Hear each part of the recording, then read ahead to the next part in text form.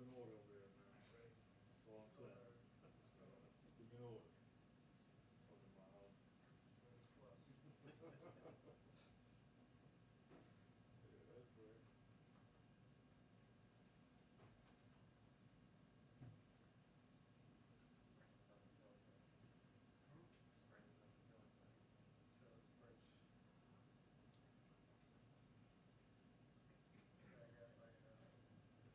General's up seat today.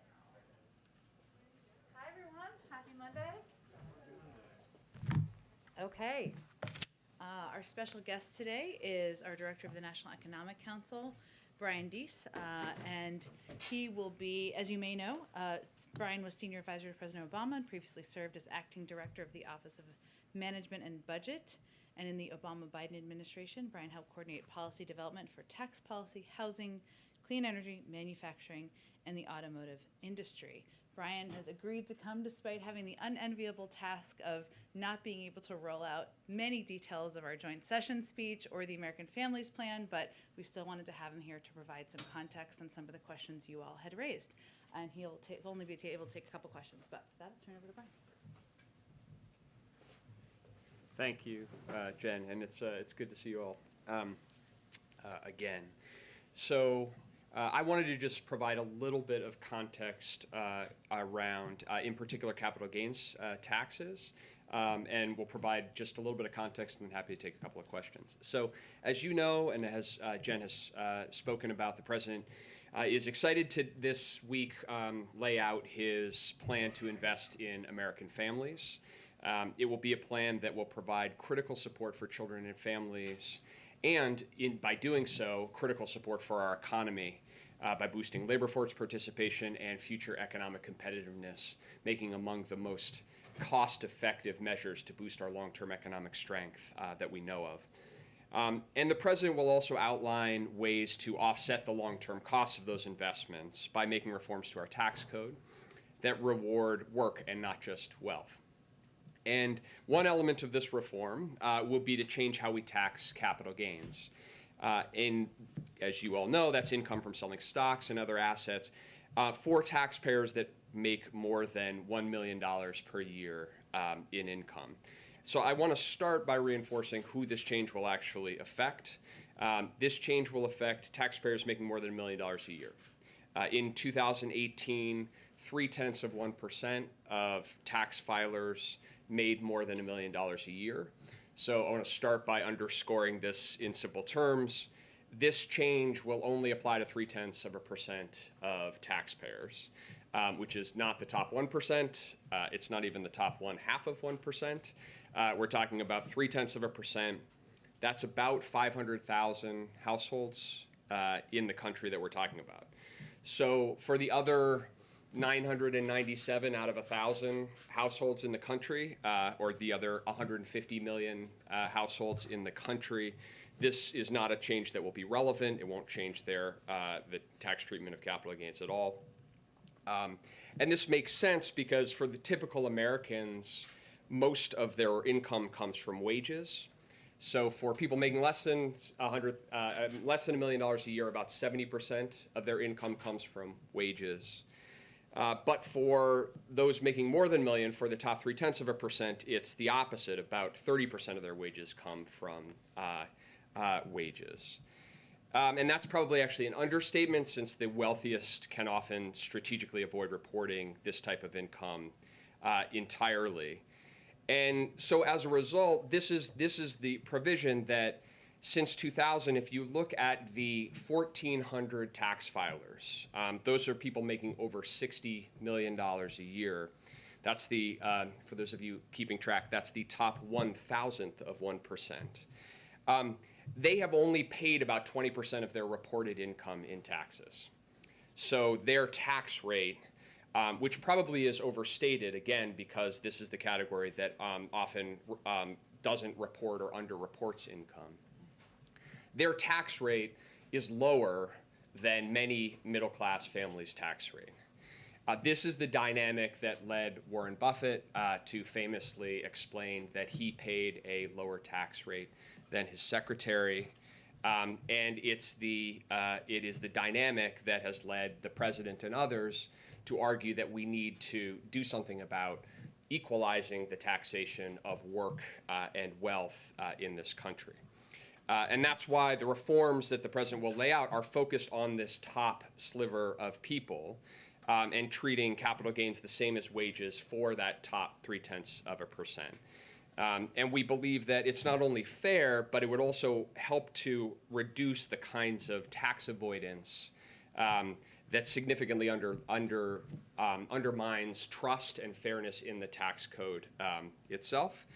And importantly, the revenue from this provision would help invest directly in our kids and our families and our future economic competitiveness, and put us in a position where we can drive greater economic growth. So we'll have more to say on this and how it fits into the overall plan. But I just wanted to underscore at the top that number one, we're talking about a tax change that would affect, again, the 0.3%, the top sliver of households. And number two, the principle here is to equalize the treatment of ordinary income and capital gains. And that is a principle that's neither new nor particularly novel. In fact, the last president to enact a reform to equalize the treatment of ordinary income and capital gains was President Reagan, who did so while raising capital gains taxes as part of the 1986 tax reform. And of course, we will be raising to higher rates than in that reform. But a lot has changed in the economy since then. A lot has changed in the academic and empirical research in this space. But the principle is the same, which is that for the very highest income Americans, we should tax at the same rate ordinary income and capital gains. So with that, when I pause and could take a couple of questions. Thanks so much for doing this, Brian.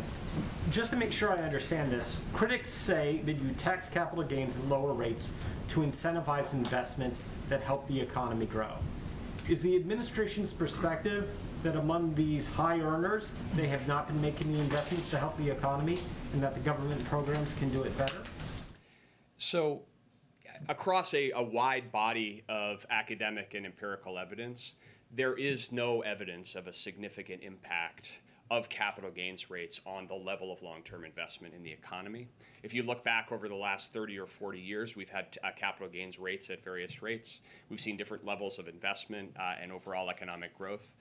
You can't identify a meaningful correlation between the two.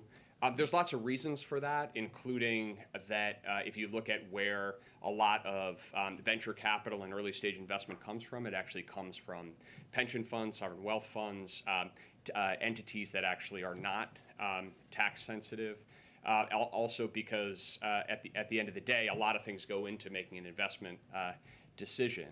But certainly our view and reading of the evidence is that there is not there's not a correlation that would significantly affect investment for these highest income individuals, number one. And number two, we can use those resources to invest in areas that we know where there is convincing academic evidence, empirical evidence, that investments, for example, in early childhood and in our children return enormous dividends in terms of their own academic success, reduced costs in the healthcare system, productivity, and growth in the future. Catherine? Brian, one question on the Families Plan itself. Why isn't the White House including a plan to reduce the price of prescription drugs in the plan? The good news about a question like that is I get to tell you that since we haven't rolled out the Families Plan yet, and I'm not going to do it at the podium right now, I am not going to confirm whether or not that is in. I can say that the president has long focused on the issue of rising costs of prescription drugs for American consumers and American families. It's something that he continues to focus on and prioritize, but I'm going to let him speak to those issues in the speech. Andrew? Yeah, Brian, so on the question of how you enact this, so is this capital gains tax increase dead on arrival when it comes to the Hill? The Republicans are screaming that it is not a good proposal. There's even some concerns in Democratic circles. Like, how do you convince people that this makes sense?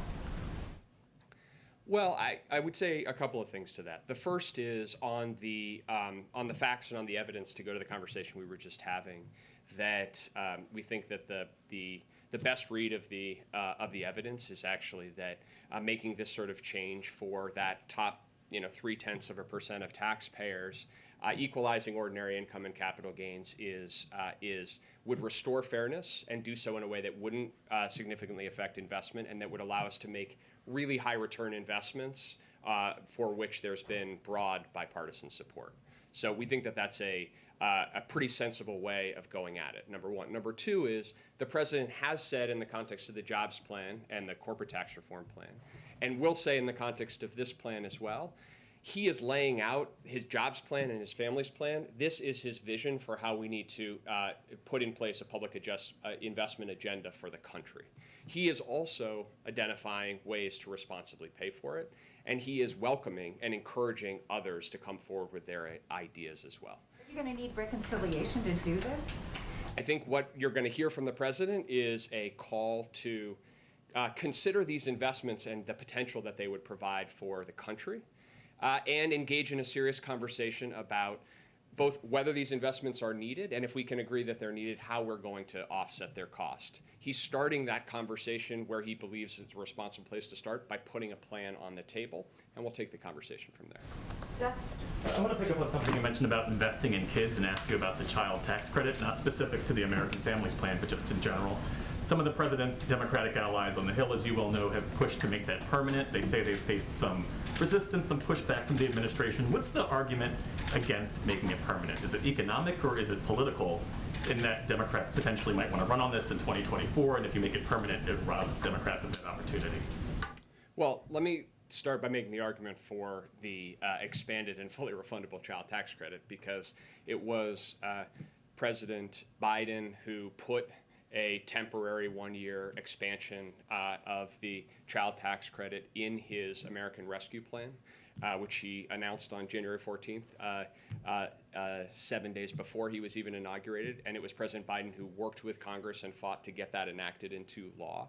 And now, as a result, the American families of 66 million children will receive a fully refundable expanded child tax credit this year. And that will be delivered monthly going forward.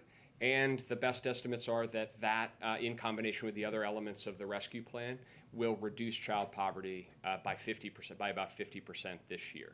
So President Biden is both incredibly proud of that accomplishment and the speed with which we were able to implement it, and believes that we should extend that policy to provide some certainty and stability to those families who will be relying on that payment, but would see it go away if Congress doesn't act. So that's the context for it, and I'll let the president speak to the specific plan in the joint session speech.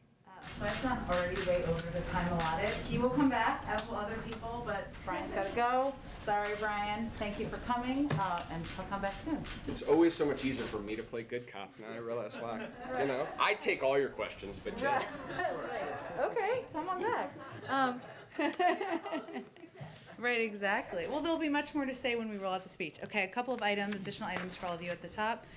Today, the U.S. Department of Agriculture and Secretary Vilsack announced the historic expansion of the summer pandemic EBT program. This is the single largest summer child nutrition effort in our nation's history, and will reach more than 30 million kids this summer, thanks to the American Rescue Plan.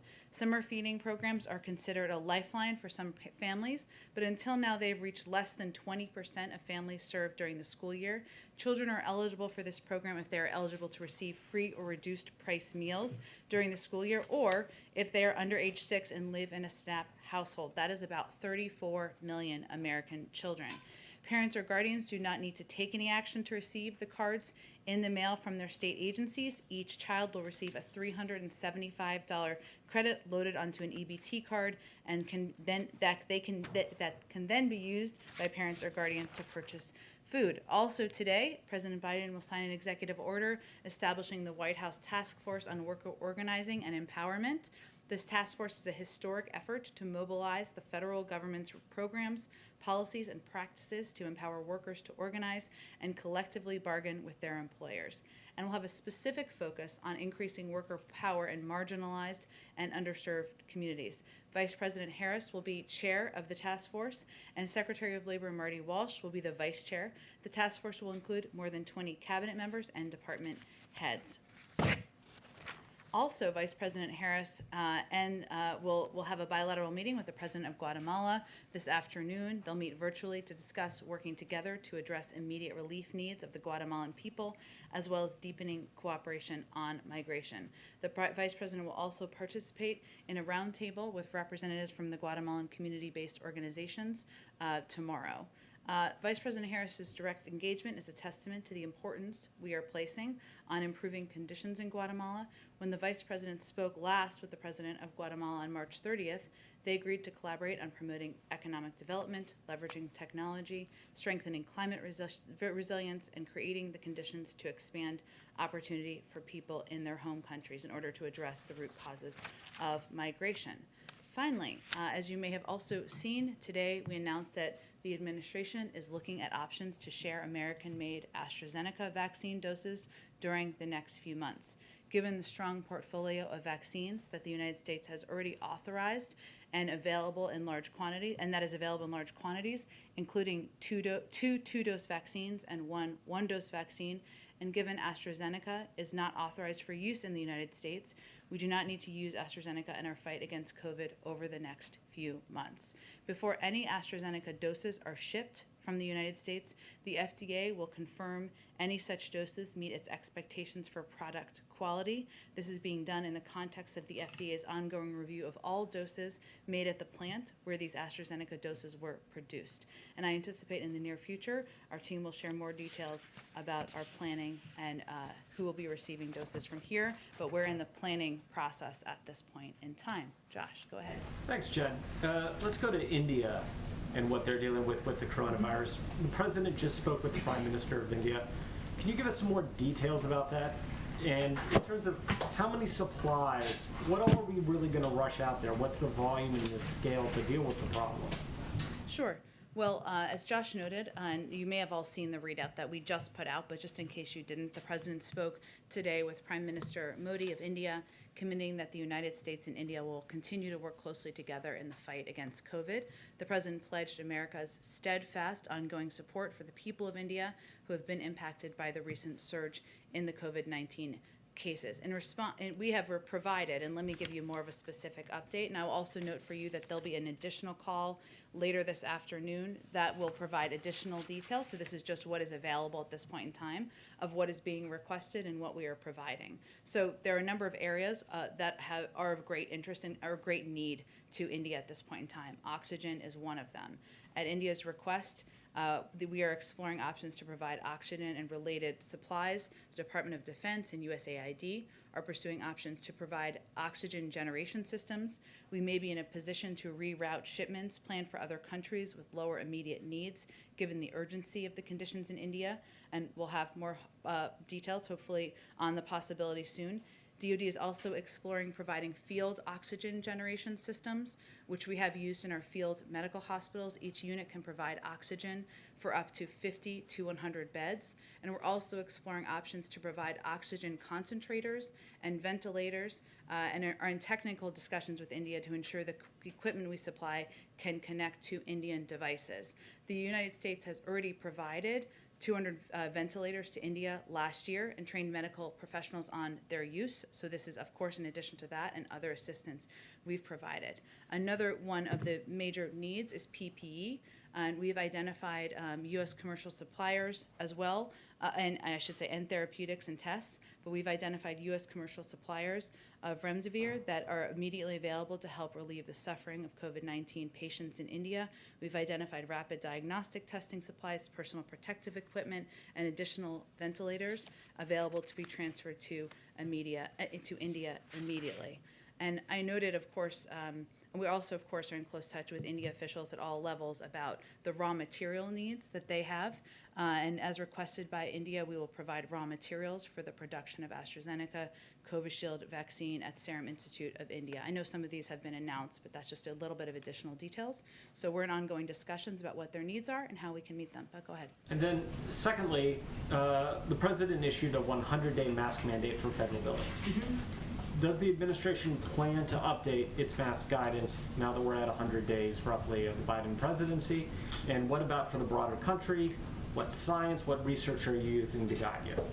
Well, I know there's been some reports out about CDC plans, and we will certainly leave it to the CDC to announce their guidance, which I think was the second part of your question, about what will be required outside and when masks will be required for individuals who have been vaccinated. So we won't get ahead of any final details or announcements they will make. The president, of course, issued that at 100 days. We're not quite at 100 days, so I don't have anything more to preview for you in terms of what might be next. Go ahead. Looking ahead to Wednesday, to the president's speech before a joint session of Congress, can you give us a sense of how the speech is coming together, the president's involvement in it, how he wants to use that speech, and his appearance there to sell the remainder of his legislative agenda? Sure. Well, first, the president has been working over the last couple of days, as he will be over the next two, on his speech. He's deeply involved in the development of his speech. He's thinking a great deal about what message he can send directly to the American people about what progress we've been made, but of course what challenges remain ahead. He recognizes, as somebody who served in the Senate for 36 years, that this is an opportunity, one of the highest profile opportunities even the president has each year, to speak directly to the American people, and that's exactly what he intends to do. He will lay out the specific details of the American Families Plan in that speech, but he will also talk about a range of priorities that he has for the upcoming months of his presidency, including putting in place, working with Congress to put in place police reform, including doing more to expand access to affordable health care. So there will be a range of priorities he will also mention in his speech, but he's working closely with his speechwriters on it, but also with policy advisors and the policy teams on finalizing the components that will be in the speech. And on COVID in this country, what's the level of concern within the administration that apparently 5 million people, or about 8% of those who got the first dose of Pfizer and Moderna, didn't return for dose 2? Well, what I'll say is that there's no precedent, right? There's no playbook. And the other way of looking at that is that we're pleased that the vast majority, or 92% of people, came back for their second doses. And that is actually a pretty significant number in our view. We know people lead busy lives, but the second dose is critical to getting the maximum level of protection to help defend against variants and get people the longest lasting protection. And that is certainly a message that is being projected by our health and medical team and doctors who are speaking on behalf of the administration, as it was over the last couple of days. I'll also say that a big part of our effort as we shift into this newer stage, which is less about supply and more about reaching people where they are, is making it easier to get vaccinated. And that certainly applies to people who have not yet received their first dose, but also applies to people getting their second dose. So partnering with doctors' offices, setting up walk-up sites, helping workers get paid time off, that's all a part of our effort to ensure people are getting both doses of the vaccine if they're doing the 2-dose vaccine. Go ahead, Peter. Thank you, And Jen. congratulations, and not to embarrass you, you got married. I did, yes. Wow, Thank you very congratulations, much. welcome back. Thank All right. you. Thank you, Jen. First, Vice President Harris says that she's not gone to the border yet because we have to deal with COVID issues. What is she referring to? Well, I would certainly have to ask her team about that specifically, but I would tell you also that her focus is not on the border, it's on addressing the root causes in the Northern Triangle. And that's why the majority of her time has been spent on working with, on a diplomatic level. She is going to have a bilateral meeting with the president of Guatemala this afternoon. She's going to speak with the president of Mexico next week, and she's working with them to ensure there are systems put in place to reduce the amount of migration coming from these countries, but also to address the root causes, and that's really what the president's asked her to do. Then I guess, if not with regard to her specific statement, is there a White House concern when you guys are planning presidential or vice presidential travel, but more about COVID at the border than other places that she has traveled recently?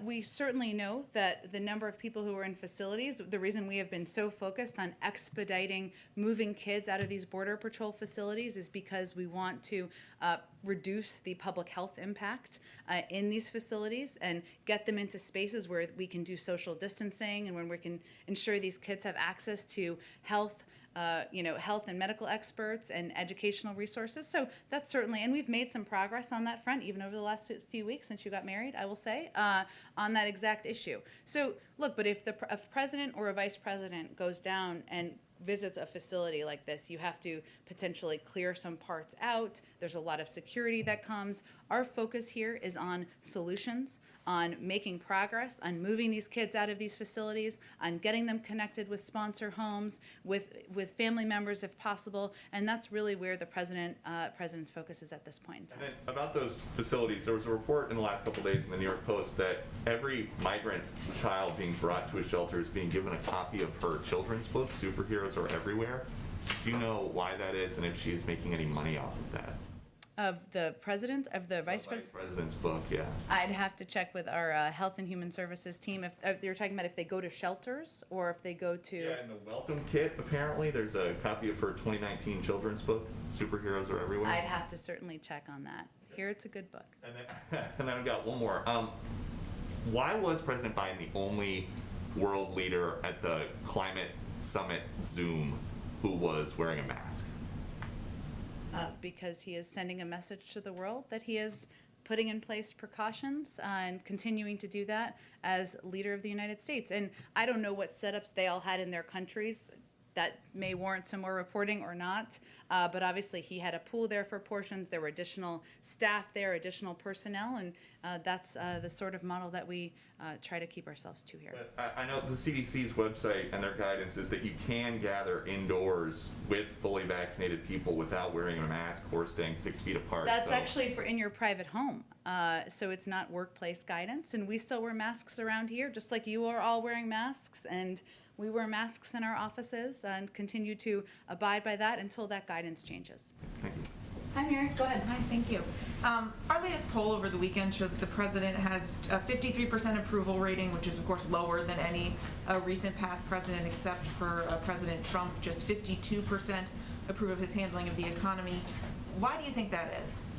Well, first I would say there were a bunch of polls over the weekend. I know you're asking about yours specifically, but there are also some very positive signs about the American public's view of the president's job he's doing, including his response to COVID and the pandemic, something that's on the minds of the majority of the American public. According to the NBC poll, it was 69%, CBS 65%, ABC 64% approval. I will also note, per our earlier discussion, that according to the ABC poll, 58% of the public approved of raising corporate tax rates. But the bottom line is the president, these polls show what we have long known, that the president came into office at one of the most divisive moments in modern American history. And the president's focus is on fulfilling his promise to bring the country together. So in large part on delivering on the things the American people were elected him to do, which we have seen broad approval for, getting the pandemic under control, turning our economy around, especially for working families and the middle class. So we know that bringing the country together, that getting through what is a height of divisiveness in our country is going to take some time, and that certainly we see is reflected in the polls. So when you do look at these numbers, what lessons do you take away, if any, in terms of how you may approach the next 100 days?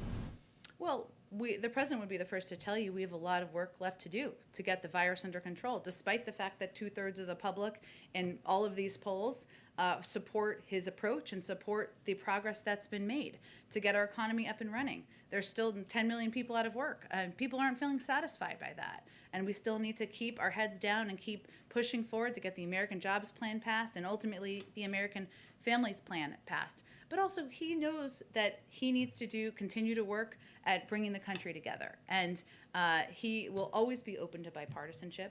He will always have an open door in the Oval Office to members of Congress of different viewpoints to get work done for the American people. And he certainly believes that's what people elected him to do.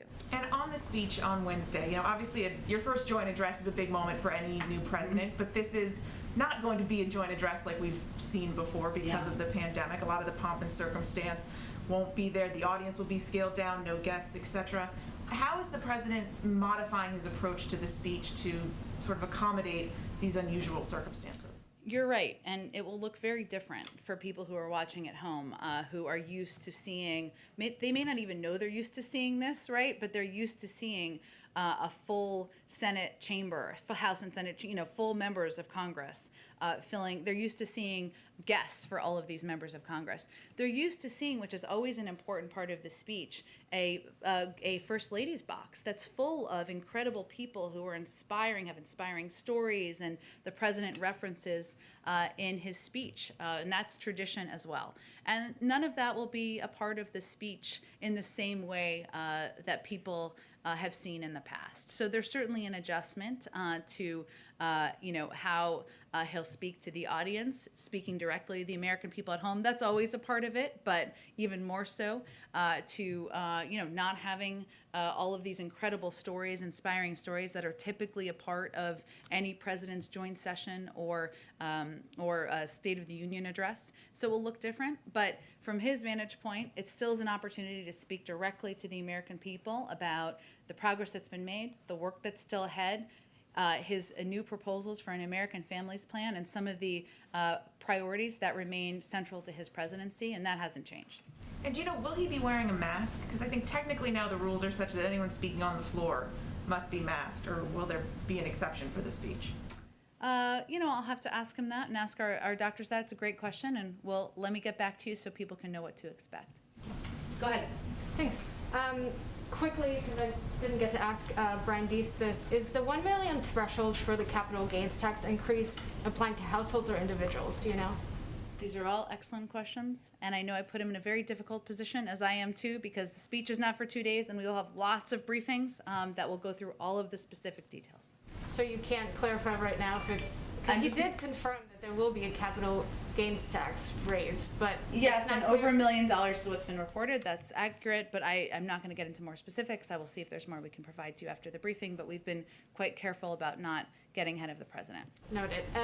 Another topic, the European Commission president said over the weekend that vaccinated American tourists can safely enter with proof of vaccination, whatever form that may be, in the summer. Is there any discussion that the White House would reciprocate that for European travelers? Well, we're constantly reviewing, but obviously it is based on the advice of our health and medical team, who are evaluating what needs to be done to continue to protect the health and safety of the American people. So I don't have any update on that at this point. Go ahead.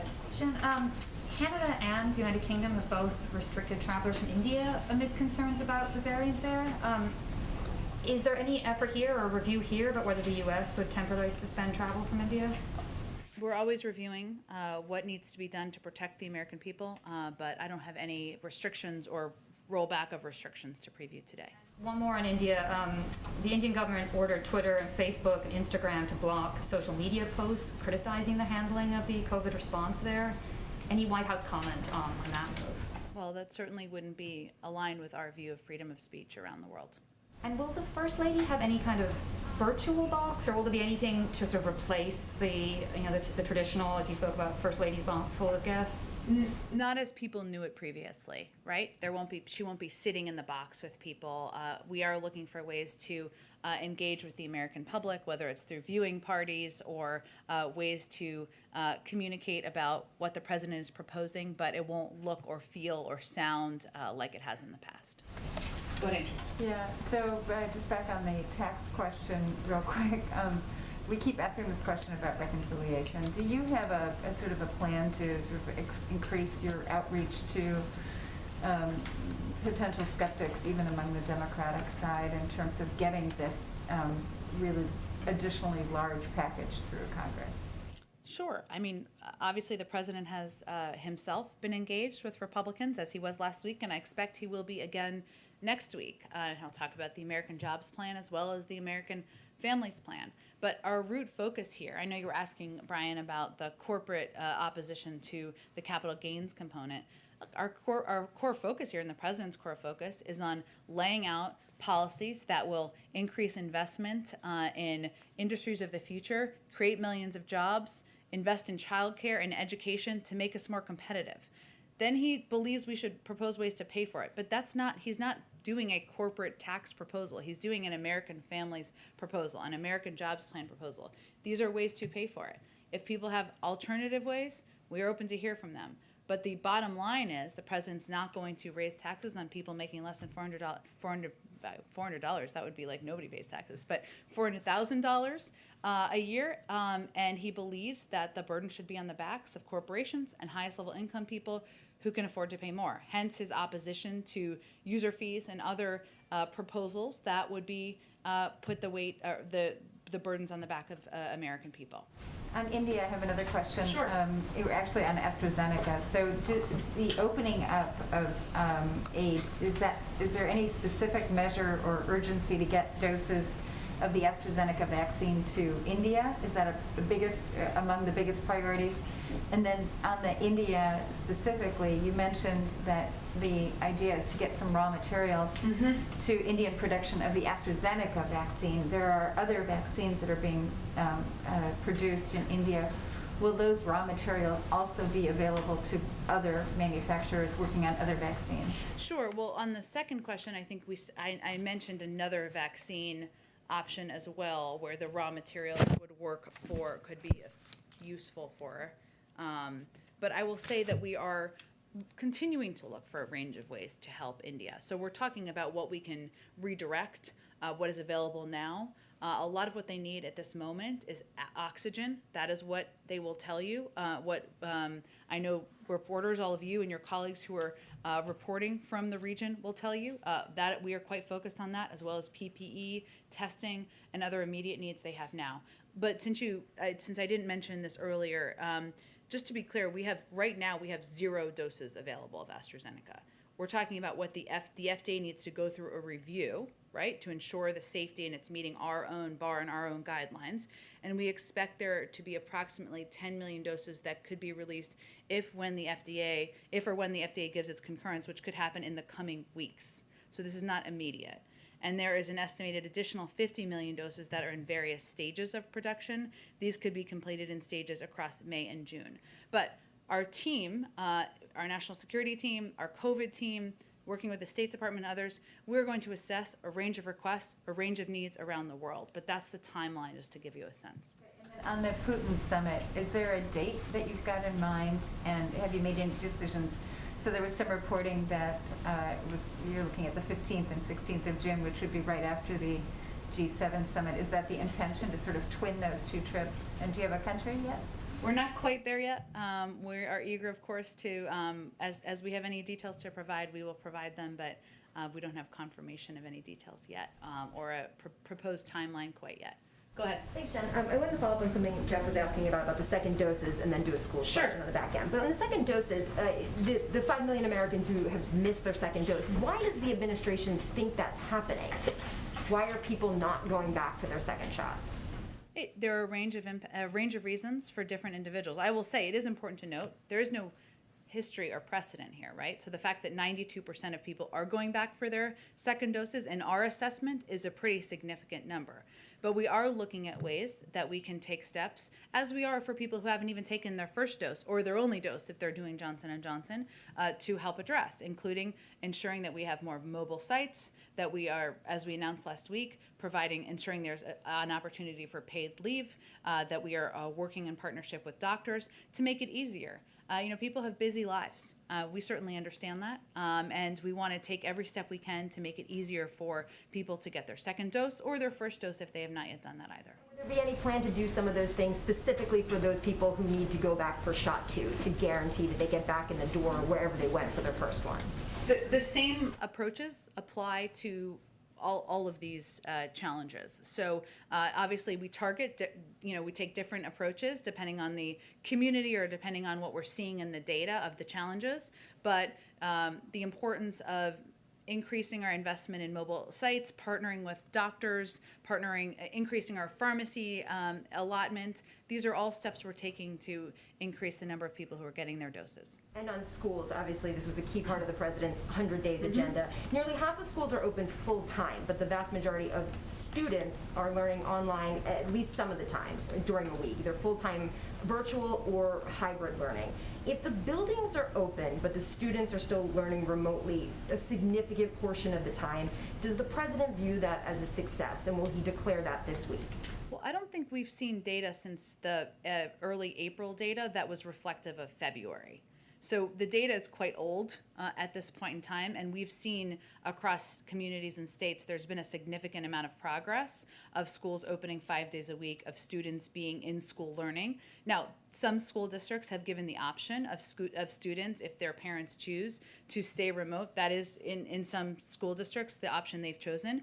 I expect we'll have more data on March, not until probably early May or late April time. That will give us a greater assessment, and we have every confidence we will be over 50% of schools open 5 days a week. New data before day 100 this week. Well, the data is done by the Department of Education, so we can't really change the data release timing, but we are confident, given what we've seen happen across the country, that we are going to meet that goal. Go ahead, David. Two questions for you on different topics, Jen. First, you may have seen the FBI and DHS turned out a fairly detailed set of guidance today on solar winds and suggested there would be more attacks coming. How are we supposed to measure, since the president announced his sanctions 2 weeks ago, what success looks like there? From the impact of sanctions? Impact of the sanctions and whatever unseen activities you engaged in. Well, it's challenging, as you know, from covering this for some time, as you have. I will say that, we have never seen one set of sanctions as being the silver bullet that would alone change the behavior of the Russian government, just like we wouldn't see sanctions as the one silver bullet that would change behavior in any country. We still felt it was essential to put in place consequences and implement consequences for behavior that we found to be absolutely unacceptable, as did most of the global community. But in terms of measuring success, our objective is to de-escalate the relationship, to, of course, speak out where we have concerns, speak out where we take action as needed when we are responding to their behavior that we find unacceptable, but also to find a way to make it predictable and stable. So I would say, that's what we're working toward. We're not looking as the implementation of sanctions as a solo incident that we're evaluating the success of, as much as it is part of moving and changing the relationship. Did you see Putin's move to pull back from the Ukraine border as his indication that he also wanted to de-escalate? As I've said before, I am blissfully not in the mind of Vladimir Putin, but we are, and so I can't predict or analyze for you really effectively what was in his mind in the movements that were made. But our objective continues to be working with our partners in Europe to convey that troop buildup is unacceptable, that escalation is unacceptable, and President Biden, Secretary Blinken, and others don't hold back in conveying that clearly. One last question for you. You have some visitors this week from Israel intelligence group, I think led by Yossi Cohen of the Mossad and some others. Who are they seeing in the administration, and do you plan to be conveying, or do officials plan to be conveying to them the thought that Israel may be actually actively undercutting your effort to get the Iran deal back together? I'm happy to get back to you, as we try to be transparent around here, who they're meeting with, and check with our national security team about that, David, and others who are interested in that. I will say that we will, of course, brief them. I'm certain it will be a part of the conversation, as we regularly do, on the status of negotiations. We just concluded the second round. That will likely be multi-round negotiations in Vienna, and we will update them, I would expect, on those discussions and the progress being made there. But in terms of other components of the discussion, I will see what we plan to read out from those meetings. Go ahead. Two questions on behalf of colleagues who can't be here, quick Sure. ones, and one of my own. For the capital gains tax increase, when would that take effect? Again, I know there's lots of questions and interest. I understand it. I'm with you for it. But we will have many fact sheets, many pages of fact sheets, many briefings to get you all of the details you would like. And on AstraZeneca, the doses, are those being given specifically to countries or to COVAX? What is the process for determining who gets those? Does Canada get any of those? Other countries? How would you- Sure.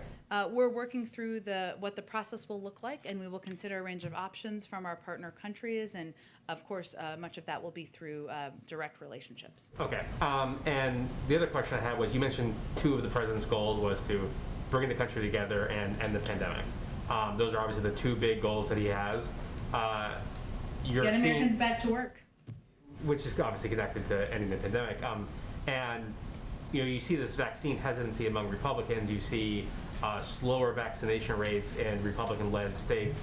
How does the president view those two goals as intertwined? And does do they have to kind of? Can you not have one without the other? I guess is what I'm saying. That's an interesting question. I would say that the president believes he's got to govern for all people, and that includes, of course, getting the pandemic under control, which is certainly not impacting people through a political prism. So our efforts are to increase vaccine confidence, I should say, across a range of communities where we've seen some concern or some question. Now, we have seen in recent data that there has been large increases among not just communities of color, but also more conservative communities, people who have had a neighbor take the vaccine, who have seen the people who are vaccinated able to have dinner together in their home, as is part of the CDC guidance. And so that's encouraging. But the president is going to continue to govern for all people, to work to address the crises we're facing that are not Democratic or Republican crises. They are crises for the American public, whether that is the pandemic, people who are out of work, the climate crisis, racial injustice in our country. Those are the four he's identified as being central to his presidency. Hi, David. Hey, Jen. Hey, a question on unity. You talk about, or earlier you said you wanted to bring, or the president wanted to bring the country back together. So I guess the question is, he has not met with House Minority Leader Kevin McCarthy, according to Kevin McCarthy. What does that say about unity? And also there are some other legislative issues as it relates to H.R. 1 and a commission to study packing the Supreme Court, as you would say. And there's a lot of other lists as well, budget reconciliation. So there's a lot of folks, you talk about tens of millions of people, they're concerned about that this doesn't seem like unity at all.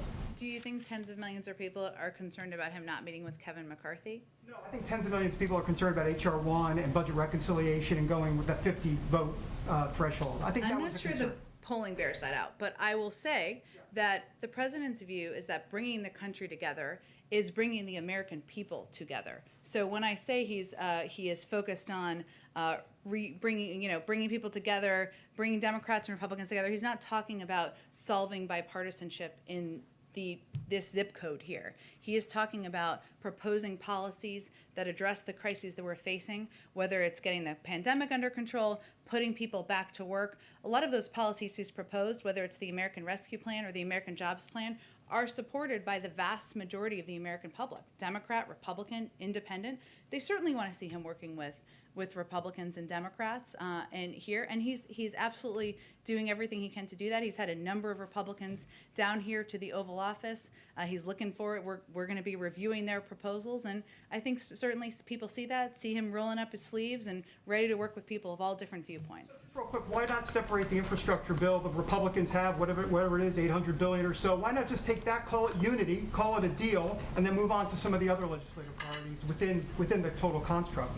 Well, David, as you know, you need 60 votes. You can talk to Republicans in the Senate and see how many votes they have. But I will say that where we are now is that we are certainly taking a look at the proposal. Right now, there's deep in the weeds, sometimes nerdy conversations between staffers, members of Congress. We have lots of follow-up questions. I'm sure they have lots of follow-up questions. We're sharing ideas. That's actively happening now.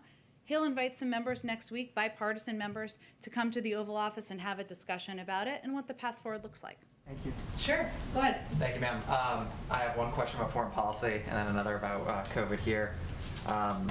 So the first one is, in tapes obtained by the New York Times, Iran's foreign minister says that former Secretary of State John Kerry informed him that Israel attacked Iranian interests at least 200 times.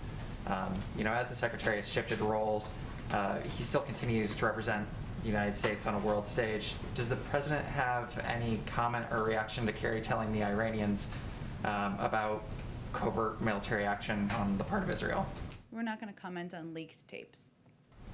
Okay. And then my second question is, I've heard from a number of governors who are frustrated that they haven't heard directly from President Biden on these weekly coordinating COVID calls. Why hasn't he joined those weekly calls? And how many governors? So what? How many governors have you heard from? I've heard from a number, but how many times? Like how many? 1, 2? Well, I'm actually curious to see how many times he's joined those calls, and if there's a reason why. It was never his, but I'm curious to answer to your question too. It's in our story. I think there were 2 in your story. There were 2 in my story, and there were others who didn't go on the record, but we reflected that in the story. Okay, so 2 governors and some anonymous governors. I will say that the intention was never for the weekly call, the COVID call, that is led by our COVID coordinator, to be a part, for the president to be leading that call. That the intention was for our COVID coordinator to be providing an update directly from the president, directly from our work across the federal government to get the pandemic under control. And what we've done on that call is provided weekly updates on the number of doses that are going out to states, which have increased nearly every week. We're talking about an average of about 28 million out to states now. It's an opportunity to have an engagement, have a discussion about where there are challenges in the system, how to better operationalize, better communicate, which was a complaint that we came in and tried to solve when we came into office. So that was the intention. I can assure you that the American public, governors hear quite a great deal from the president on his plans to get the pandemic under control, and he it's in excellent hands with his COVID coordinator. To clarify, he has not joined. Does he have any plans in the future to join those calls? We've never conveyed it as a call that would be a part of his agenda, so I'm not sure there's like a big controversy here. Okay. But thank you. Go ahead. Can you confirm reports that the CIA Director Bill Burns was in Iraq, in Baghdad, meeting with Iranian officials in the foreign minister's home? I would point you to the CIA for confirmation of anything about his schedule. Okay, because he was somebody who led the discussions in 2015, and currently Foreign Minister Zarif is in Iraq too. So I'd be interested to know whether the 2 of them are planning to meet. Is that something that you're able to discuss? And again, I'd point you to the CIA and his team there for any details of his schedule. I have another question Sure. on Guatemala.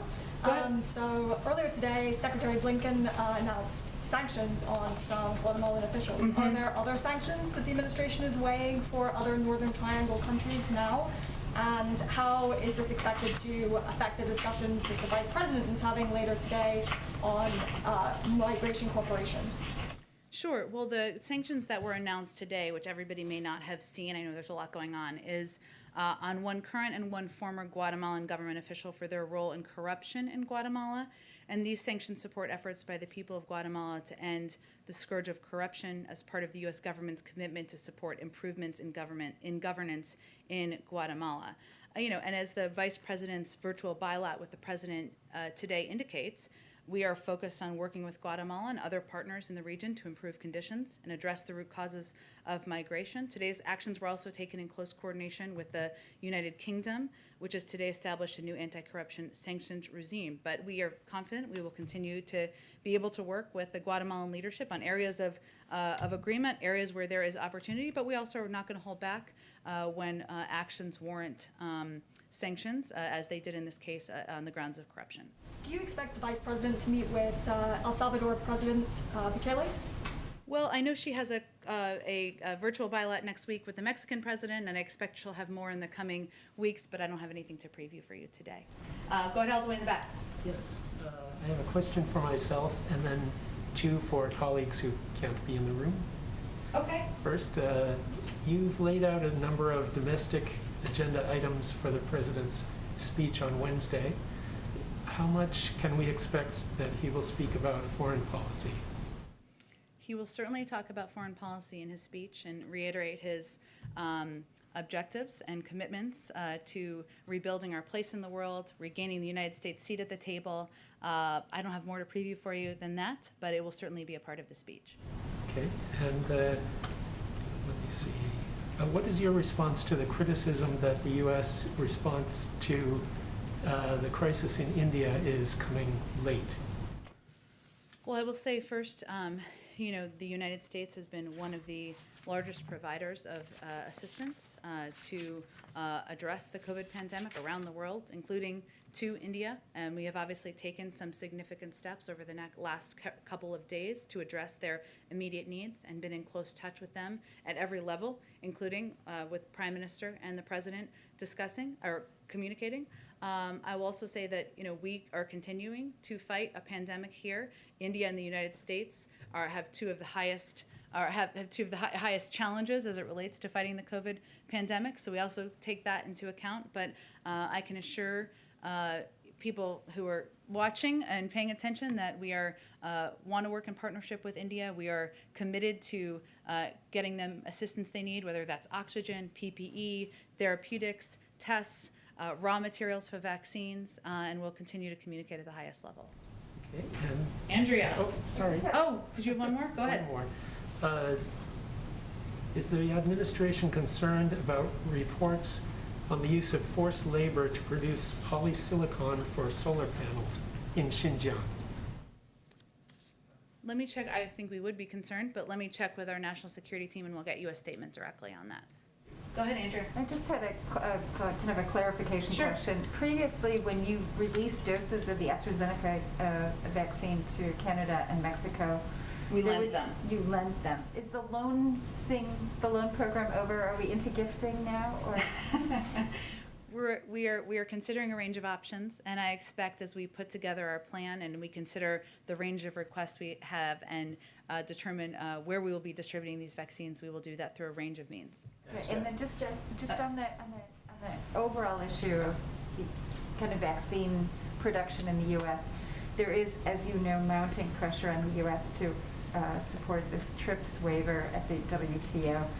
Has there been any shift in the U.S. position? Up until now, the U.S. has not even permitted those discussions to take place on a formal level.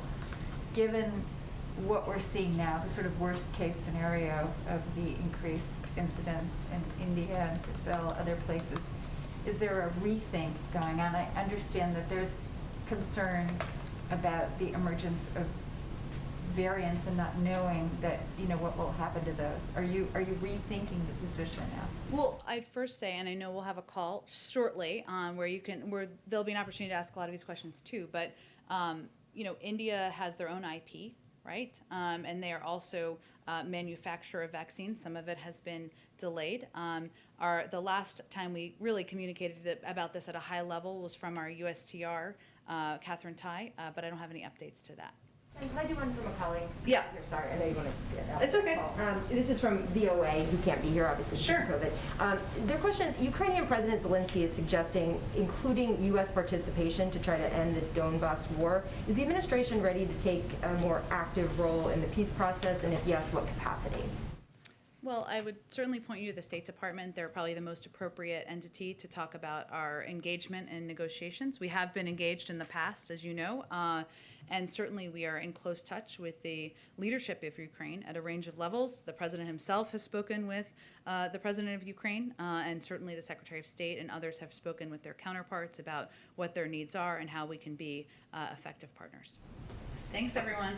Thank you. You have 8 minutes until the call, so you're welcome.